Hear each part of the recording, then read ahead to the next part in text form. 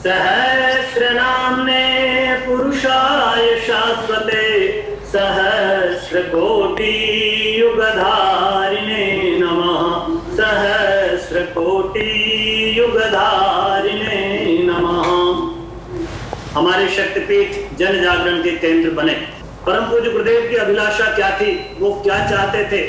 हम सबके लिए परम सौभाग्य है कि ऐसे मनीषी हमारे बीच हैं जिनका मार्गदर्शन हमको एक लंबे समय से शक्तिपीठों में भी मिलता रहा है। बहुत परम पूज्य गुरुदेव ने बहुत सीमित संख्या में ही शक्तिपीठों की प्राण प्रतिष्ठा का क्रम किया था, परंतु श्रद्धेय डॉक्टर साहब के कर कमलों से बहुत सारे शक्तिपीठों के प्राण प्रतिष्ठा संपन्न हुई है। पूज्य गुरुदेव के सपनों के शक्तिपीठ हम सब कैसे बनाए, इस पर हमारा मार्गदर्शन करें श्रद्धेय डॉक्टर साहब।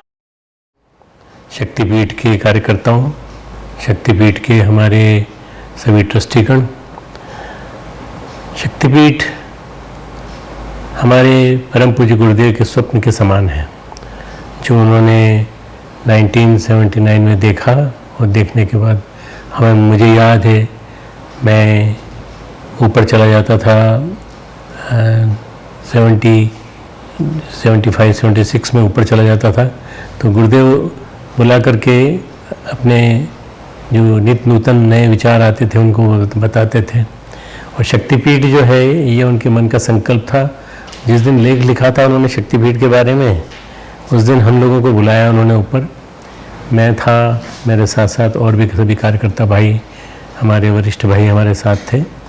और गुरुदेव ने लेख पढ़ के सुनाया। लेख हम लोगों ने सबने सुना और सुनने के बाद हमने पूछा कैसे चलेंगे सर ये साहब, ये गुरुदेव कैसे चलेंगे? तो गुरुदेव ने कहा कि सब गुरु सत्ता चलाएगी, ऋषि सत्ता चलाएगी, तुम्हें चिंता करने की ज़रूरत नहीं, तुम्हें बस संभालना है इनको। तो हम कौन हैं? आप ये मान के चलिए कि हम इनका देख रेख करने वाले, संभालने वाले और आपके बड़े, आपके भाई।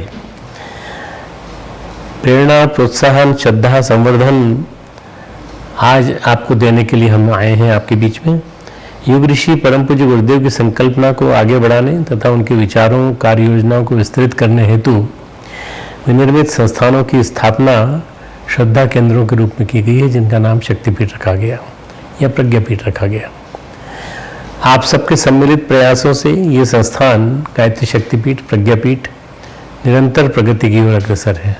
आप लोगों ने बहुत परिश्रम किया है। संपर्क का क्षेत्र आसपास का जो है उसको भी आपने जगाया है। और तथा अभी वैसे तो बहुत कुछ किया जाना है, परंतु होगा निश्चित रूप से। विकास के लिए योजनाएं शांतिकुंज से भेजते रहे हैं, आगे भी भेजते रहेंगे। और उसके संबंध में मार्गदर्शन भी यहाँ से मिलता रहेगा कि कैसे आगे विकास करें हम लोग।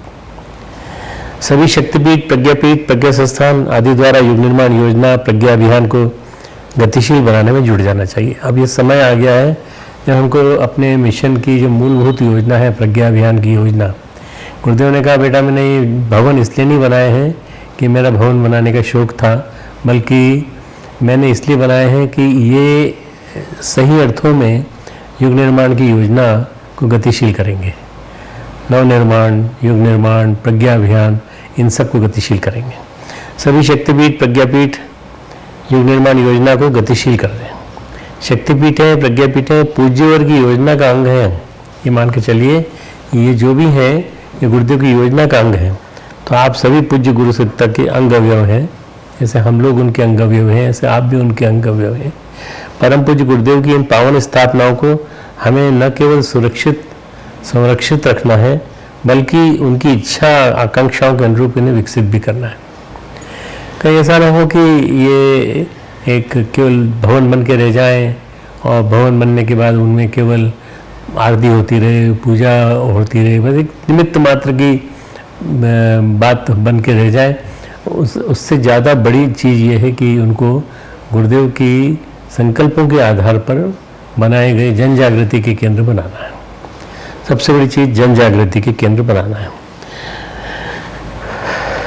वर्तमान युग की विभीषिकाओं को निरस्त करने में प्रज्ञापीठों की महत्वपूर्ण भूमिका है। जन जन इन्हें चाहे, इनकी आवश्यकता अनुभव करे, अन्य मंदिरों से तुलना करने पर बड़ा स्पष्ट अंतर अनुभव करे। देखिए साहब, वो सामान्य मंदिर है और ये असामान्य।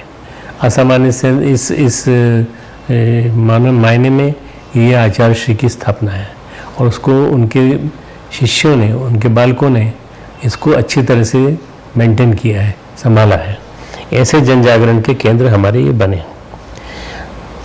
मुझे ऐसा याद आता है कि आदरणीय कपिल जी भी मेरे साथ बैठे हुए हैं और हमारे दयाशंकर जी बैठे हैं। मुझे ऐसा याद आता है कि कपिल जी उस समय हमारे साथ थे जब हम लोगों ने सब स्थापनाओं के बारे में गुरुदेव का विचार सुना, गुरुदेव का लिखा हुआ लेख देखा हमने, और जब देखा हमने पूरा तो उसके बाद हमारे मन में ये आया कि हम गुरुदेव से पूछें इनका भविष्य क्या होगा, आखिर इनको कौन संभालेगा। गुरुदेव ने कहा यही जो मेरे बच्चे सामने बैठे हैं ये संभालेंगे, यही जो बच्चे जो इसको चलाएंगे वही इसको संभालेंगे पूरा। तो जो ये शक्तिपीठ है ये जन जागृति के केंद्र बने, ऐसा मेरा उद्देश्य है। तो उसको समझाना तुम जन जन के बीच में जाके। हम लोग भी जब जहाँ गए शक्तिपीठों में, कई शक्तिपीठों में मैं होके आया हूँ, तो वहाँ यही कहा कि भाई ये जन जागृति के केंद्र हैं और आपको इसको विकसित करना है। शक्तिपीठों का उद्देश्य है नंबर 1, सबसे पहला आस्था संकट से जूझना। आज का सबसे बड़ा संकट है आस्था संकट। आस्था संकट से हम कैसे लड़ें, किस तरह से लड़ें, कौन इस आस्था संकट से हमें निवारण कर पाएगा? केवल एक हमारा शक्तिपीठ और उसके जुड़ा हुआ संकुल पूरा का पूरा। हमें हम सबको, आप सबको और हम सबको मिलजुल करके लोगों को आश्वस्त करना है कि देखिए आस्था संकट जो है ये सबसे बड़ा संकट है इस युग का। इससे हमें लड़ना है, इससे लड़ने के लिए आप सब हमारा साथ दीजिए। जनमानस का परिष्कार नंबर 2, जनमानस का परिष्कार करना है। जनमानस जो है वो हमारा आज प्रदूषित है थोड़ा। नकारात्मकता बड़ी जल्दी घुस जाती है। नकारात्मकता में एक आकर्षण होता है, जैसे विष में आकर्षण होता है, वरुणी में आकर्षण होता है, ऐसे नकारात्मकता में आकर्षण होता है। कोई आके आपको कहे आपने सुना ऐसा हुआ है, आपने सुना ऐसा हुआ है, हमारा सुनने का मन करता है ऐसा क्या हो गया है। नेगेटिविटी की तरफ हम न जाएं, हम पॉजिटिविटी की ओर जाएं और जनमानस का परिष्कार करें। जनमानस को परिष्कृत करके उनको एक श्रेष्ठ चिंतन दें कि इस काम को अच्छी तरह से करने का पूरा परम पूज्य गुरुदेव ने एक वादा किया है। परम पूज्य गुरुदेव ने न केवल वादा किया बल्कि उन्होंने एक पृष्ठभूमि बना दी है, एक विराट विचार समूह बना के रख दिया हमारे लिए साहित्य के रूप में। हमें कुछ नहीं करना है, हमारे पास सब मार्गदर्शन उपलब्ध है। हम उस मार्गदर्शन के माध्यम से हम इसको जनमानस को समझाते रहें, संभालते रहें। तीसरा है देव संस्कृति का पुनर्जीवन। हमें एक्चुअली सबसे बड़ा काम जो करना है वो ये करना है कि भारतीय संस्कृति, देव संस्कृति ये जो है इसको हमको पुनर्जीवित करके जन जन के बीच में पहुंचाना है। और जो देव संस्कृति है उसके जो जितनी स्थापनाएं हैं उन सबको घर घर में पहुंचने के लिए हमें उनको समझाना है कि आप इसको पहुंचाइए। सारे के सारे कर्मकांड वगैरह ये नहीं है, बल्कि हमारी जितनी भी चीज़ें हैं वो सब पूरी की पूरी देव संस्कृति से जुड़ी हुई है। हमारा जीवन सुबह से शाम तक का, हमारी दिनचर्या, हमारा रोज़मर्रा का खान पान का क्रम, हमारे घर में हमारे परिवार के संबंध, ये सारे देव संस्कृति से जुड़े हुए हैं। और देव संस्कृति से जब तक जुड़े रहेंगे तब तक महानता बनी रहेगी। तो हमें देव संस्कृति के पुनर्जीवन के लिए इन्हें शक्तिपीठ का उद्देश्य जो है यह है कि इसको पूरा करना है कि देव संस्कृति किस तरह से पुनर्जीवित हो। चौथा है उज्जवल भविष्य की संरचना में महत्वपूर्ण भूमिका निभाना। हमें लोगों को आश्वस्त करना है भविष्य उज्जवल है, आने वाला समय बहुत अच्छा है। परम पूज्य गुरुदेव ही एकमात्र ऐसे थे उस जमाने में जिन्होंने सबके बीच में ये बड़े जोर से उद्घोष किया 21वीं सदी उज्जवल भविष्य। हम भी ये मान के चलें कि 21वीं सदी उज्जवल भविष्य लेकर आ रही है और हम सबको मिलजुल करके इसे आगे बढ़ाना है। इस नारे को नारा ही न रहने दें, बल्कि हम वास्तव में इसको संकल्पित एक इरादा बता दें और इसके लिए हम कोशिश करें। और इसके लिए सबसे बड़ी चीज़ ये है कि हमारे पास युवा शक्ति है, उस युवा शक्ति को हम इकट्ठा करें और उनको प्रेरणा दें, बल दें और उनको साथ लेकर के चलें, क्योंकि युवा शक्ति ही 21वीं सदी में उज्जवल भविष्य ला करके आ सकती है। जो आज हमारे साथ हैं 1979 और आज है 2020, कितना बड़ा समय बीत गया। अब हमारे पास बहुत कम समय है। 2040 तक हमको पूरा के पूरा शक्तिपीठों का एक परिवर्धित स्वरूप दिखाई देना चाहिए पूरा। ये एक माहौल बनाने वाला, मैं 20 साल दे रहा हूँ आपको, 20 साल के अंदर हमको किस तरह से एक माहौल बदलना है पूरा, ये आपको देखना है। व्यक्ति, परिवार, समाज की अभिनव रचना में सहयोग। हम लोगों ने शक्तिपीठ जो खड़े किए हैं उनका उद्देश्य है व्यक्ति, परिवार और समाज के अभिनव नवनिर्माण, और उसमें शक्तिपीठ क्या सहयोग कर सकता है। शक्तिपीठ वहाँ उनके बीच में जाकर मार्गदर्शन दे सकते हैं। शक्तिपीठ अपने यहाँ बुला करके अपने यहाँ वो मार्गदर्शन दे सकते हैं। शक्तिपीठ अपने यहाँ उनको आमंत्रित करके विभिन्न प्रकार की रचनात्मक प्रवृत्तियों को आगे बढ़ाने का काम कर सकते हैं। नैतिक, बौद्धिक, सामाजिक क्रांति का संचालन, अगला क्रम। नैतिक, बौद्धिक, सामाजिक क्रांति, हमारा उद्देश्य एक ही है, समग्र क्रांति। और समग्र क्रांति होगी तो नैतिक, बौद्धिक, सामाजिक क्रांति के माध्यम से हो पाएगी। जो आज जिस क्रांति की बात की जाती है वो जातिगत और अनावश्यक रूप से लोगों को तोड़ने फोड़ने की बातें की जाती हैं। ये क्रांति वो क्रांति नहीं है। हमारी क्रांति नैतिक क्रांति है, बौद्धिक क्रांति है, सामाजिक क्रांति है। ये इस तरह से गतिशील हो कि देखते देखते परिवर्तन दिखाई पड़ने लगे। सत्प्रवृत्ति संवर्धन, दुष्प्रवृत्ति उन्मूलन, ये हमारा मूल उद्देश्य है। इसके लिए हम क्या कर सकते हैं, हमें अपने सत्प्रवृत्तियों के मूल जो काम हैं उनको आगे बढ़ाना। हर शक्तिपीठ अपने यहाँ से एक रचनात्मक योजना बनाए और उन योजनाओं को क्रियान्वित करने का स्वरूप बनाए। उसके लिए मार्गदर्शन चाहे तो शक्तिपीठ हमारा मार्गदर्शन देगा, शक्तिपीठ प्रकोष्ठ हमारा मार्गदर्शन देगा। और सत्प्रवृत्ति संवर्धन में, दुष्प्रवृत्ति उन्मूलन में हम क्या योगदान कर सकते हैं। दुनिया भर की जितनी भी गंदगी है आज समाज में, जिसमें कि दहेज से लेकर और भी कई चीज़ें जो फैली हुई हैं, जो जिस तरह से समाज में कुरीतियाँ फैली हुई हैं और विभिन्न प्रकार के जो परेशानियाँ हैं, वो सारी दुष्प्रवृत्तियों की वजह से, और सारी जो अच्छाइयाँ हैं वो सत्प्रवृत्तियों की वजह से। सत्प्रवृत्तियों को फैलाने का काम और दुष्प्रवृत्तियों को उन्मूलन करने का काम। युग परिवर्तन में हमें महान भूमिका निभानी है। आप सबको और हम सबको मिलकर के महान भूमिका निभानी। हम सबका उद्देश्य एक ही होना चाहिए कि हम सब मिलजुल करके इस युग परिवर्तन की प्रक्रिया में अपनी भूमिका स्पष्ट कर लें कि हमें क्या काम करना है। और मैंने 20 वर्ष कहे तो हैं, और 20 वर्ष का पहला आयाम 2026 वंदनीय माता जी की जन्म शताब्दी। इस वंदनीय माता जी की जन्म शताब्दी तक हमें आने वाले 6 वर्ष में एक बहुत महत्वपूर्ण डायमेंशन पूरा करना है, और वो है नारी शक्ति को आगे बढ़ाना। अन्य अनेक प्रकल्प जो आपको दिए गए हैं वंदनीय माता जी की जन्म शताब्दी के साथ, कि ये अखंड दीपक की भी जन्म शताब्दी है, वंदनीय माता जी की भी जन्म शताब्दी है, और तीसरा ये श्री योगीराज श्री अरविंद की संकल्प की भी जन्म शताब्दी है। तो ये एक साथ 1926 में आए थे, 2026 में इनकी 100 वर्ष पूरे हो रहे हैं। तो इसको 2026 तक हमको एक स्वरूप दिखा देना है। देखिए 2026 में आपको ये मॉडल दिखना चाहिए पूरा का पूरा, ये हमारा मिशन का स्वरूप है। भावी मिशन हमारा ऐसे डेवलप होगा। 2026 से 2030, 2030 से 2035, 2035 से 2040, इस तरह से हम बढ़ते चले जाएंगे तो देखते देखते एक नया आयाम विकसित होता चला जाएगा। बीच बीच में हम एक दूसरे को हम आपको बताएंगे, आप हमें बताएंगे, हम आपको बताएंगे क्या प्रगति आपने की, आप हमें बताएंगे कि हमने क्या प्रगति की और हमें क्या क्या बाधाएं आई।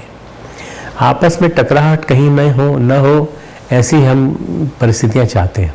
आपस में आपकी युवा शक्ति के साथ न हो, युवा शक्ति की आपके साथ न हो, और किसी भी हालत में 2 गुट, 3 गुट, 4 गुट, 5 गुट, 6 गुट ऐसे न बने। शक्तिपीठ जो है वो गुरुदेव का शरीर है, जस्ट लाइक शांति कुंज। शांति कुंज जैसे गुरुदेव का शरीर है, काया है, ऐसे ही शक्तिपीठ भी गुरुदेव का शरीर है। अगर गुरुदेव का शरीर है तो गुरुदेव के शरीर को चोट नहीं पहुंचाना है। हमें कोशिश करना है कि हमें युग परिवर्तन में महान भूमिका निभाने में गुरुदेव का हम कैसे सहयोग कर सकते हैं। तीर्थ परंपरा का पुनर्जीवन, 4-5 चीज़ें हैं ऐसी जो आपको याद रखना पड़ेंगी। देवालय, मंदिर,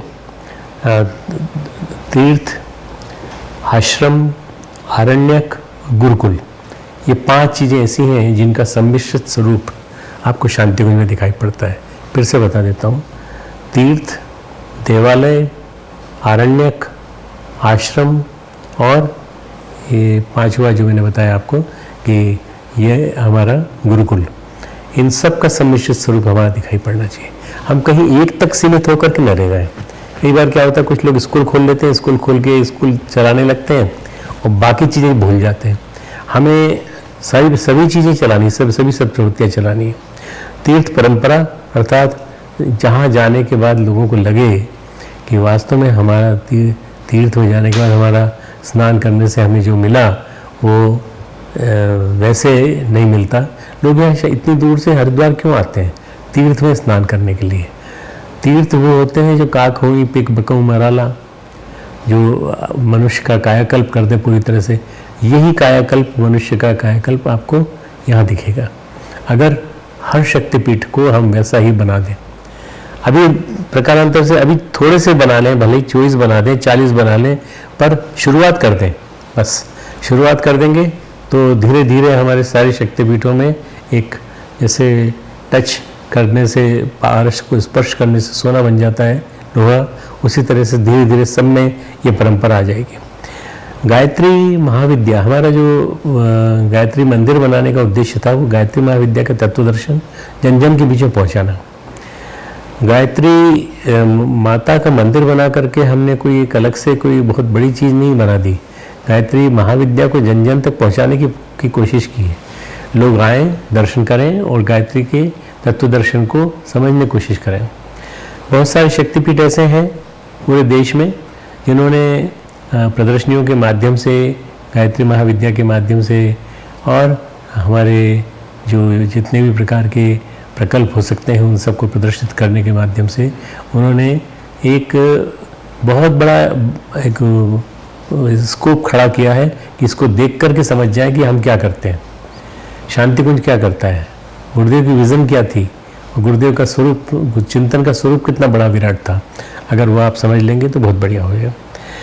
भारतीय संस्कृति के माता पिता की प्रतिष्ठा करना, भारतीय संस्कृति की माता गायत्री, भारतीय संस्कृति के पिता यज्ञ भगवान, इन दोनों की स्थापना करने का हमारा उद्देश्य होना चाहिए।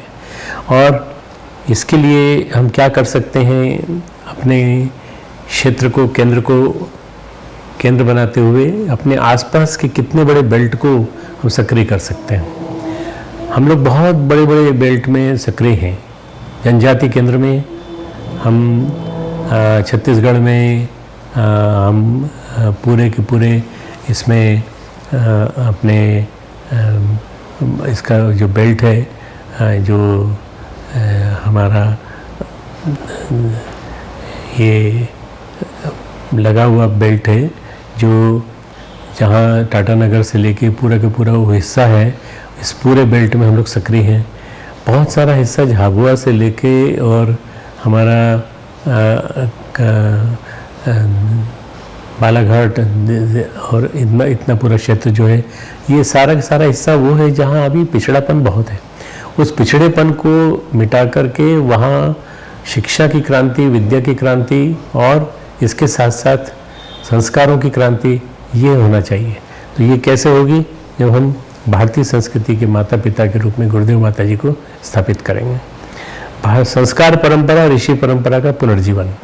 संस्कार परंपरा, जितने भी ज़्यादा संस्कार, देखिए शांति कुंज की स्थापना केवल इसी माध्यम से हुई थी। यहाँ संस्कार संपन्न होने लगे और धीरे धीरे करके देखते देखते और लोग आने लगे। आज भी ये स्थिति है कि कोरोना के ये काल में भी ढेर सारे लोग संस्कार संपन्न करा के गए हैं यहाँ से। आज करीब 50-60 लोग संस्कार करा के गए हैं, जबकि आज ऐसी स्थिति है कि इस समय लोगों को आने के लिए मना किया जाता है, पर अभी भी इतने संस्कार संपन्न हो रहे हैं। संस्कारों के माध्यम से आप आदमी को सही अर्थों में महामानव बनने की प्रेरणा देते हैं।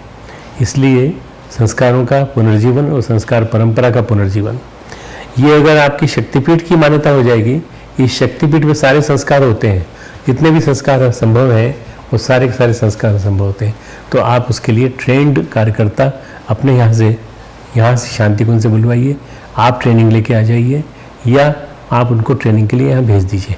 तो धीरे धीरे करके आपके यहाँ संस्कार फैलने लगेंगे।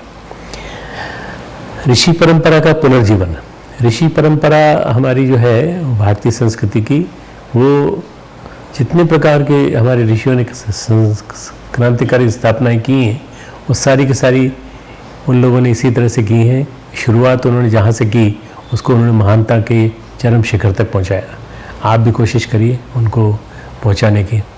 हमारे जितने भी ऋषि हैं, चाहे वो विश्वामित्र हों, चाहे वशिष्ठ हों, चाहे हमारे अन्य जितने भी छोटे छोटे क्रांति करने वाले ऋषि हों, चाहे बड़ी क्रांति करने वाले महान ऋषि हों, उन लोगों को हम अपने आदर्श मानकर उनके माध्यम से हम बहुत बड़ा काम करके दिखा सकते हैं। तो ये आपको अपनी शक्तिपीठ पर करना है। जो अपना मिशन का उद्देश्य है वो है स्वस्थ शरीर, स्वच्छ मन और सभ्य समाज। कोई भी आपसे पूछे आपका मिशन क्या है, आप क्या करना चाहते हैं, किस लिए आपने शक्तिपीठ खड़ा किया है, स्वस्थ शरीर, स्वच्छ मन, अपना सभ्य समाज बनाएंगे, नया सवेरा, नया जमाना, नया उजाला इस धरती पर लाएंगे। मित्रों, ये अगर हमारा अपना खुद का कंसेप्ट क्लियर होगा तो सब बढ़िया होगा। पीठ हमारी जितनी भी हैं ये समर्थ तंत्र का सशक्त अंग बने। हमारा उद्देश्य ये है कि आज जो आपको हम संबोधित कर रहे हैं और आज हम आपसे बातचीत कर रहे हैं, आज हम आपसे फीडबैक ले रहे हैं, उसका कारण केवल यही है कि हम आप चाहते हैं कि आप एक समर्थ तंत्र का सशक्त अंग बने और शक्तिपीठें आदर्श बने, आदर्श शक्तिपीठ बने। आदर्श शक्तिपीठ तब बन पाएंगी जब वो वास्तव में गुरुदेव के सपनों के जन जागृति के केंद्र बनेंगी। जन जागृति केंद्र, आसपास का पूरा बेल्ट उनका हो और पूरा के पूरे उस बेल्ट में जागृति जो है वो मिशन के चिंतन के आधार पर हो। अभी आप हमारे पीछे एक स्लोगन देख रहे हैं, हमारी शक्तिपीठ जन जागरण के केंद्र। यदि वास्तव में जन जागरण के केंद्र हैं तो आपके यहाँ से जन जागृति का अलग गूंजना चाहिए, सशक्त ऊर्जा केंद्र के रूप में उभरना चाहिए। एक ऊर्जा केंद्र, एक बिल्कुल पावर सेंटर, एनर्जी सेंटर, यहाँ से हम सब लोगों को प्रकाश देंगे, ऊर्जा देंगे और जो कोई भी परेशान होगा, दुखी होगा, वो यहाँ आकर मार्गदर्शन ले सकता है और यहाँ आके संस्कार संपन्न करा सकता है। छोटी छोटी चीज़ें हैं, परंतु आप ये मान के चलिए गुरु दीक्षा संपन्न कराई या यज्ञोपवीत संपन्न कराया, बच्चे को विद्यारंभ संस्कार कराया, इसी से बहुत चेंजेस आ जाते हैं। फिर वो बच्चा भी जुड़ा रहता है, माँ बाप भी जुड़े रहते हैं, फिर माँ बाप के माँ बाप भी जुड़े रहते हैं, पूरा का पूरा तंत्र जुड़ा रहता है घर का और धीरे धीरे क्रांति होने लगती है। साधकों, सृजन शिल्पियों की छावनी बने हमारे शक्तिपीठ। हमारे यहाँ साधक तैयार हों। साधक तैयार होने के लिए क्या करेंगे, हमें एक काम करना पड़ेगा, साधना सत्र अपने शक्तिपीठों पे करने पड़ेंगे। शक्तिपीठों पे आप साधना का मार्गदर्शन दे सकते हैं। इसके लिए यहाँ से बना बनाया टैप है, बना बनाई सीडी है, उस सीडी को चला करके उनको मार्गदर्शन दे सकते हैं। और एक जो पूरा तंत्र है उसके लिए आप कोशिश कर सकते हैं कि आपके यहाँ शक्तिपीठ पे वैसा ही चले जैसे शांति कुंज में चलता है। शांति कुंज के ही मॉडल पर आपका शक्तिपीठ भी काम करे।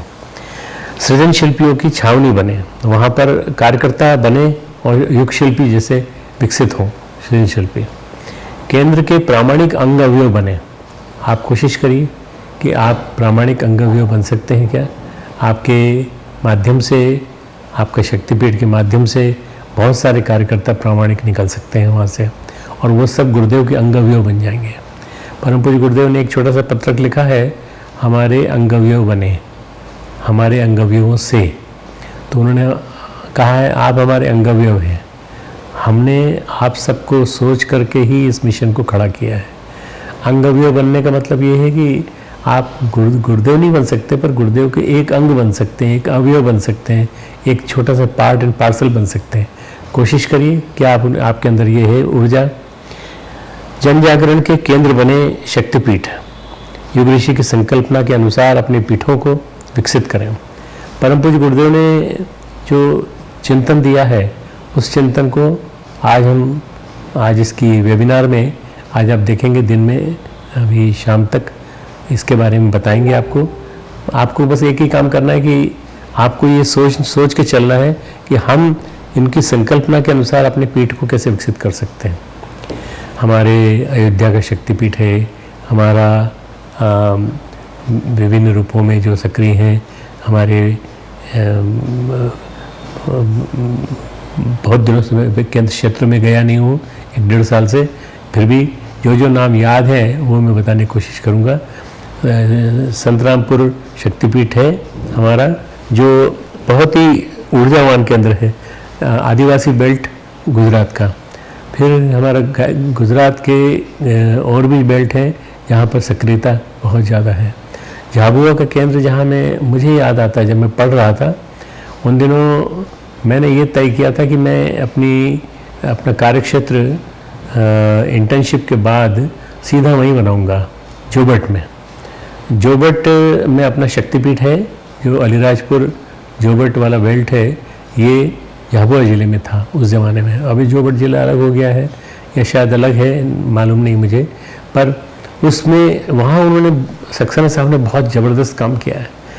बुजुर्ग हैं, बहुत वयोवृद्ध हैं, पर इसके बावजूद भी अभी भी इस समय भी काम कर रहे हैं। वहाँ हम उसको किस तरह से जन जागृति का केंद्र बना सकते हैं, अपनी युग ऋषि की संकल्पना के अनुसार डेवलप कर सकते हैं।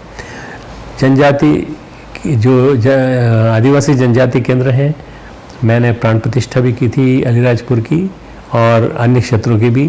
तो मैंने जहाँ जहाँ की, मैंने हर जगह यही कहा है कि आप सब इसको ऐसा शक्तिपीठ का केंद्र बनाइए, जनजागृति केंद्र बने, सैटेलाइट सेंटर जिसको कहा जाता है। सैटेलाइट सेंटर बनेगा तो देखते देखते वो काम करने लगेगा वैसे जैसा हम चाहते हैं। कार्यकर्ताओं की संख्या बढ़ाएं, उनका विकास करें। आपके यहाँ जो कार्यकर्ता आते हैं, दर्शनार्थी आते हैं, वो अलग बात है, पर आपके यहाँ कार्यकर्ता आते हैं अगर, तो कार्यकर्ताओं को और जागृत करिए और जागृत के कार्यकर्ताओं की संख्या बढ़ाइए। नियमित रूटीन बनाइए, एक सुबह से शाम तक की दिनचर्या, और सुबह से शाम तक की दिनचर्या को जन जन के बीच में फैलाइए। उसको हर एक की जानकारी में होना चाहिए कि ये जो हमारा कार्यक्षेत्र है, ये जो शक्तिपीठ है, इस तरह से कार्य योजना चलाता है। अपने एक व्यवस्थित कार्य योजना आपकी होनी चाहिए, जहाँ से सारा का सारा रूटीन पूरा सुबह से शाम तक का चलना चाहिए। पीठ स्वतंत्र संस्थान के रूप में नहीं, एक व्यापक तंत्र के समर्थ अंग अवयव है, ये मान के चलिए। आप एक स्वतंत्र संस्थान नहीं है। कई बार कुछ शक्तिपीठ अपने आप को समर्थ संस्थान मांगने लगते हैं और अपने आप को पूरा डेवलप कर लेते हैं कि हम अपने आप में स्वायत्त हैं। नहीं, ऑटोनोमस नहीं है। अभी आपको अपने आप को अपने मूल केंद्र से जुड़े रहना है, और तब तक जुड़े रहना है जब तक कि आप इतना स्वतंत्र नहीं हो जाते कि आप आसपास के पूरे बेल्ट को सक्रिय कर सकें। महाप्रज्ञा युग शक्ति के अवतरण के आधार स्थल हैं, उनकी क्रीड़ा स्थल ही हैं आप। इसलिए आपको ये ध्यान रखना है कि हम उनके आधार स्थल हैं, जहाँ से महाप्रज्ञा अवतरित होगी और अंदर जाएगी, पूरे क्षेत्र में जाएगी।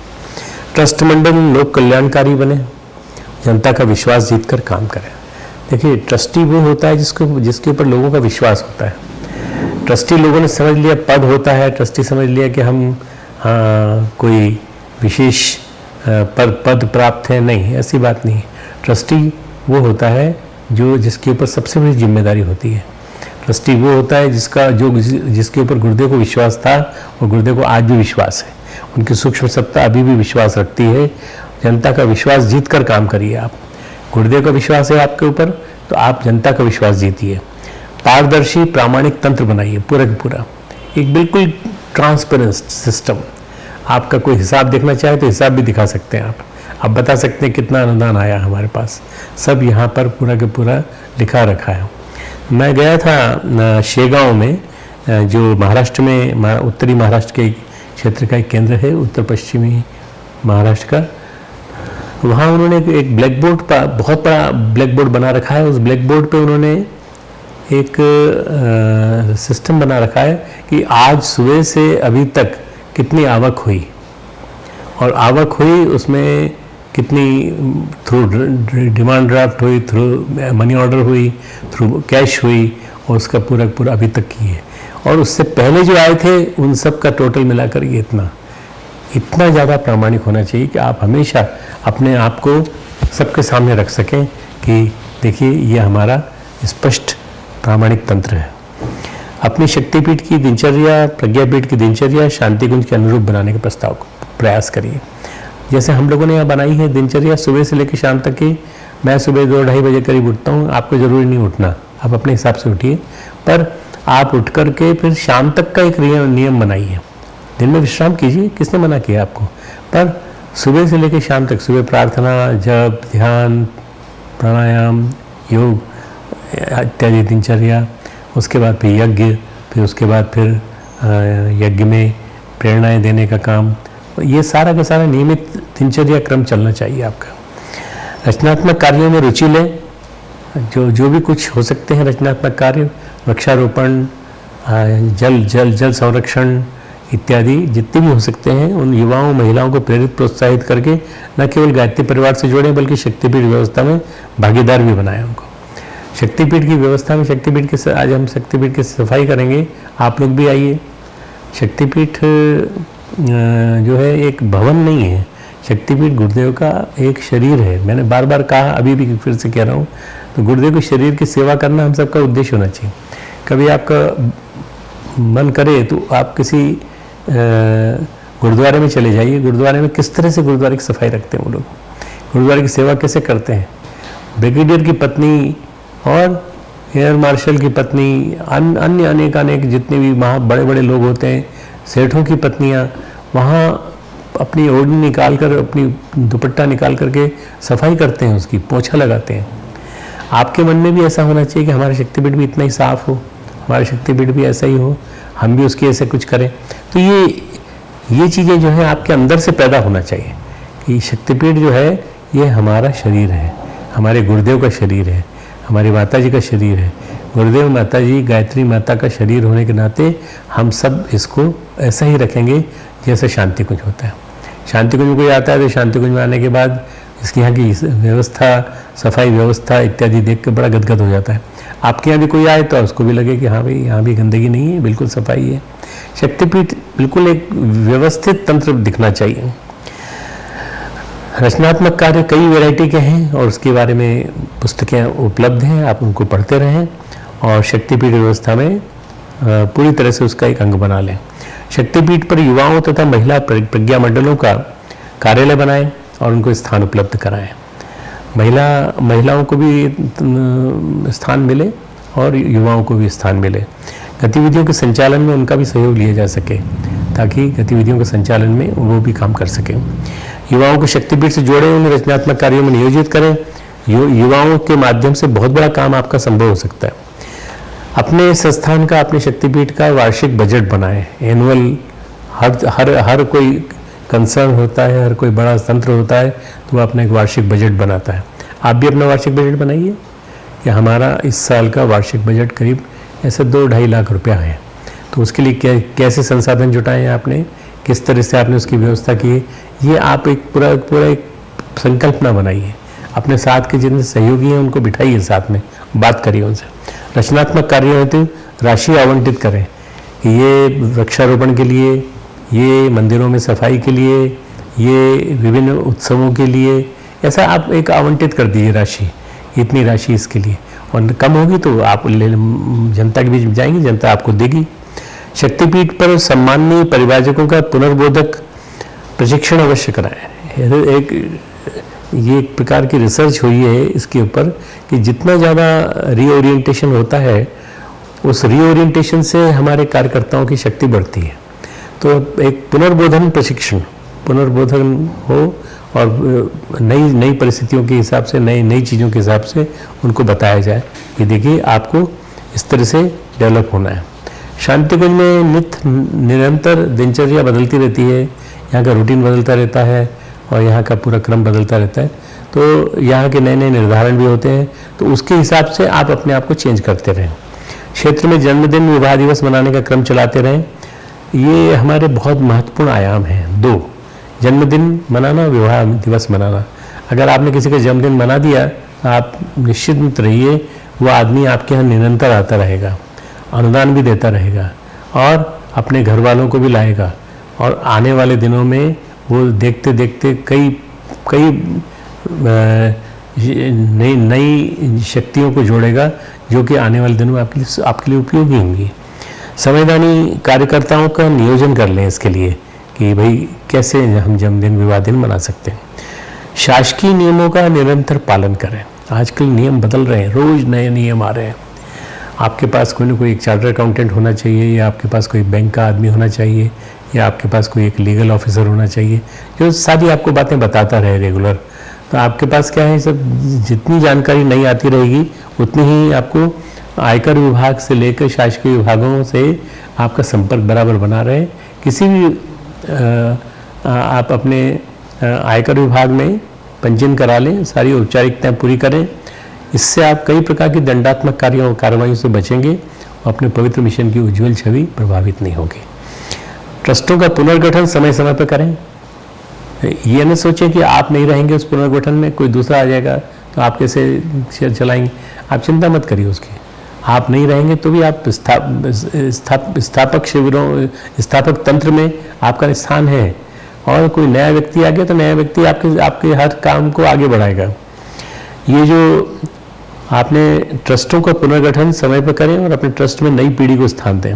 कोशिश करिए कि नई पीढ़ी को स्थान दें, युवा पीढ़ी को। अब आजकल युवा की परिभाषा बदल गई है। युवा वो हैं जो ऊर्जा उमंग से भरे हुए हैं। युवा वो हैं जिनके अंदर नए चिंतन है, युवा के अंदर नई शक्ति है और नया उमंग, नई प्रतिभा है। ये जो लोग हैं इनको आप जितना इंक्लूड करेंगे उतना, आप ये मत मान कर चलिए कि ये लोग आ जाएंगे तो हमारा क्या होगा, हमारा क्या होगा, ऐसा मत सोचिए। ये आएंगे तो आपकी और प्रतिभा का जो बैंक है, टैलेंट बैंक है, वो बढ़ेगा आपका।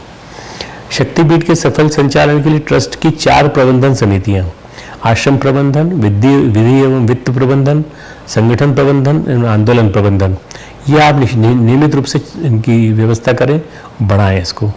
और एक 13 सदस्यीय कार्यकारिणी का भी गठन करें। 13 इसलिए कि 12 तो आपने ले लिए और 13वां एक व्यक्ति ऐसा हो जो आपको बता सके कि यहाँ गलती है, यहाँ ये ऐसा है, इसको ठीक करना है। आपने शक्तिपीठ को हाईटेक बनाइए। बहुत चेंजेस आ गए, पूरे विश्व में चेंजेस आ गए, मंदिरों में चेंजेस आ गए, ढेर सारे। हाईटेक बनाइए, अपने यहाँ जितना भी हाईटेक तंत्र हो सकता है उसको डेवलप करिए। कंप्यूटर इंटरनेट की व्यवस्था बनाइए। आपको नहीं आता तो कोई एक हायर कर लीजिए कंप्यूटर एक्सपर्ट, और ताकि कार्य में तीव्रता आ सके। अपनी पीठ को गुरुजी के सपनों का आदर्श शक्तिपीठ बनाएं। आप ये मान के चलिए आपकी शक्तिपीठ आदर्श शक्तिपीठ बन सकती है यदि आप चाहेंगे तो। इस वर्ष हमने 24 आदर्श शक्तिपीठ को वसंत पर्व पर सम्मानित करने का मन बनाया है। हमने सोचा है 24 शक्तिपीठ हमारी आदर्श शक्तिपीठ बने। तो योजना आपको भेज दी गई है, उसी योजना के अनुसार आप चलेंगे, देखते देखते परिवर्तन नजर आएगा, और हम यहाँ उसको डेवलप करेंगे और आपको सम्मानित करेंगे। आदर्श शक्तिपीठ के संबंध में जो जानकारी भर के भेजनी, उनके पत्रक, मोबाइल, इंटरनेट, ईमेल आदि से भेज दिए गए हैं। आप इन्हें डाउनलोड करके यथाशीघ्र शांतिकुंज भेजें। इसे अनिवार्य माने। शांतिकुंज से आपको इस आधार पर मार्गदर्शन मिलता रहेगा। ये जितनी भी मैंने बातें बताई हैं, ये सारी की सारी आपको पूरी मिलती रहेगी नियमित रूप से। और आप अगर इसको करते रहेंगे, फॉलोअप करते रहेंगे, शक्तिपीठ प्रकोष्ठ के संपर्क में रहेंगे। देखिए, सबसे बड़ा परिवर्तन तो हमने किया शक्तिपीठ प्रकोष्ठ में। हमारे सभी कार्यकर्ता बुजुर्ग हो गए थे। आदरणीय कपिल जी 80 वर्ष से ऊपर हो गए थे, और हमारे आदरणीय दयाशंकर जी की भी उम्र बहुत हो गई, पर इनके अनुभव हैं, इनके अनुभव से लाभ लेंगे। पर हमने केदार प्रसाद दुबे जी को हमने शक्तिपीठ प्रकोष्ठ से जोड़ दिया है। वे युवा प्रकोष्ठ के प्रभारी हैं और शक्तिपीठ प्रकोष्ठ के प्रभारी हैं। तो ये युवाओं की भागीदारी अब शक्तिपीठ प्रकोष्ठ में भी हो सकती है। इसलिए चिंता न करें, परेशान न हो, आप अपन सब मिलजुल करके इसको चलाएंगे। खूब खूब मंगल कामना। हमारे YouTube चैनल शांति कुंज वीडियो गायत्री परिवार को सब्सक्राइब करें एवं बेल आइकन जरूर दबाएं ताकि गायत्री परिवार की विभिन्न गतिविधियों की जानकारी आपको मिलती रहे।